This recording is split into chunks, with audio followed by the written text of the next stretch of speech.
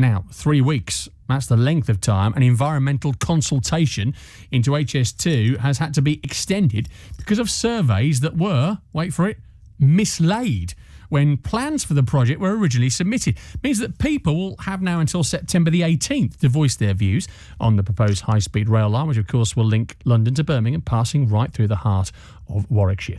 Joe Rukin is from Stop HS2. They're a Kenilworth-based campaign group. He's been fighting the plans. Hi, Joe. Afternoon, Phil. What's your reaction to these mislaid documents then? Well, it's no great surprise, is it? It's another consultation from HS2. It's another consultation that HS2 Ltd has completely messed up.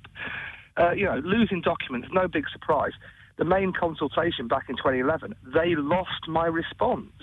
And then when they said they found them, they'd still lost it. What have we had? We've had consultations extended because they've lost documents. We've had consultations rerun because they were illegal.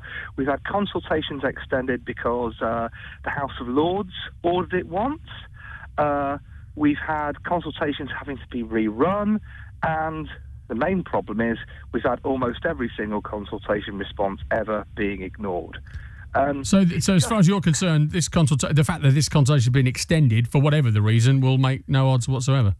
No odds, because they're not going to pay the damnedest bit of notice.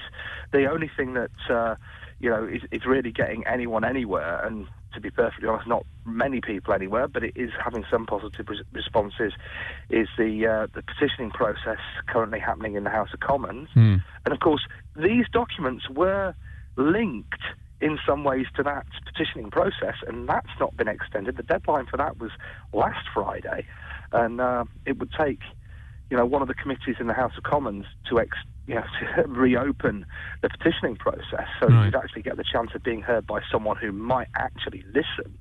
But the thing is, Phil, these people, they can't get a simple consultation right, and this is, it's sometimes a euphemism when people say, I've lost count of the number of times. Literally, Phil, I have lost count of the number of times that they've messed up a consultation. Just help us. It's got to be in double figures by now. Help us understand, Joe, what the significance of this date is. And September the 18th, we now have this extension for people to voice their views on this. After that, then what happens? Then what happens is it will be sent off to a private firm to analyse the consultation responses, who will then probably lose half of them and basically say that nothing needs changing whatsoever. And they'll come up with analysis which just basically is a tick box exercise. And when I say tick box, I literally mean tick box. They will say, right, how many times have people used the word Kenilworth? And there'll be a number next to it. How many people have said this is a bad idea? There'll be a number next to it. And it doesn't matter how many people say anything's good or bad or not, they'll ignore it. We had one of the best examples is we had a consultation once where one person said that the compensation amount was fair. And what happened? Nothing changed. And this is a problem. But the real issue is these people cannot get anything right. And this is again and again and again that we see these mistakes being made.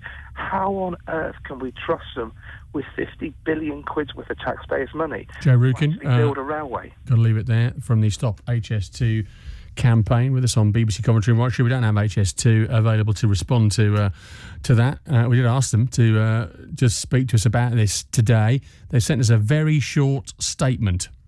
Probably the shortest statement I will ever read out on the radio.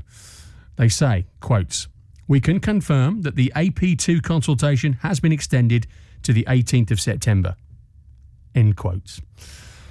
So there you have it.